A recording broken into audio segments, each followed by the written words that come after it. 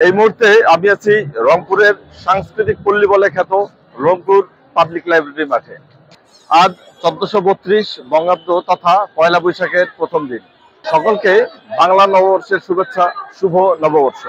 চলুন তাহলে দর্শক, আজকে বাংলা নববর্ষের দিনটি সম্পর্কে বিস্তারিত জানা যাক।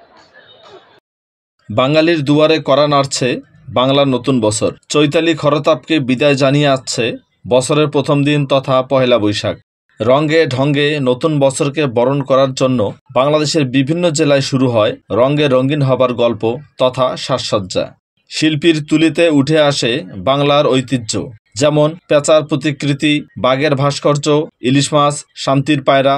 এছাড়াও বিভিন্ন দেয়ালে বাঙালি জাতির ঐতিহ্যবাহী লোকশিল্প চিত্র তুলে ধরা হয়ে থাকে।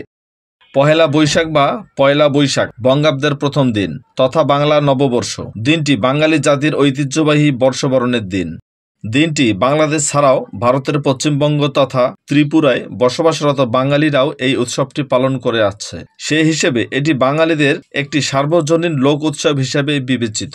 এই উৎসবটিকে ঘিরে শোভাযাত্রা, মেলা, পান্তাভাত খাওয়া, হালখাতা খোলা ইত্যাদি কর্মকাণ্ডের মধ্য দিয়ে উদযাপন করা হয়।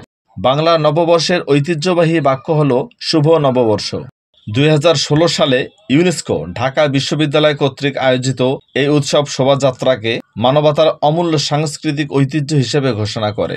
এখন জানব কখন থেকে বাংলা দিনপঞ্জি শুরু হয়। কয়েকজন ঐতিহাসিকদের মতে বাংলা দিনপঞ্জি উদ্ভবের কৃতিত্ব আরোপ করেন 7ম শতকের রাজা শশাঙ্কের উপর। আবার কারো কারো মতে বাংলার মুঘল সুবাদার মুর্শিদ কুলি খান প্রথম এই রীতি চালু করেন, যার অর্থ হচ্ছে ভূমি রাজস্ব আদায়ের উৎসবের দিন। তবে অধিকাংশ ঐতিহাসিকদের মতে মুঘল সম্রাট আকবরের সময় এটি সংস্কার করে পূর্ণতা পায়।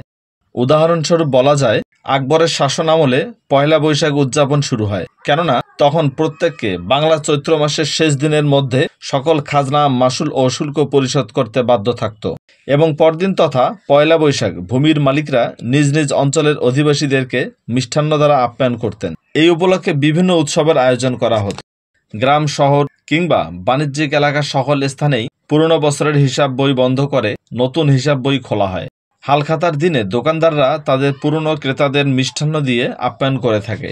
সুতরাং উপরোক্ত আলোচনা থেকে এটাই বোঝা যায় যে মুঘল সম্রাট আকবরের সময়ে এই বাংলা দিনপঞ্জি উদ্ভাবন হয়। আজকের মতো এখানেই বিদায় নিচ্ছি। পরবর্তীতে নতুন কোনো জায়গা, নতুন কোনো ভিডিও নিয়ে আপনাদের সামনে হাজির হব। সে পর্যন্ত ভালো থাকুন।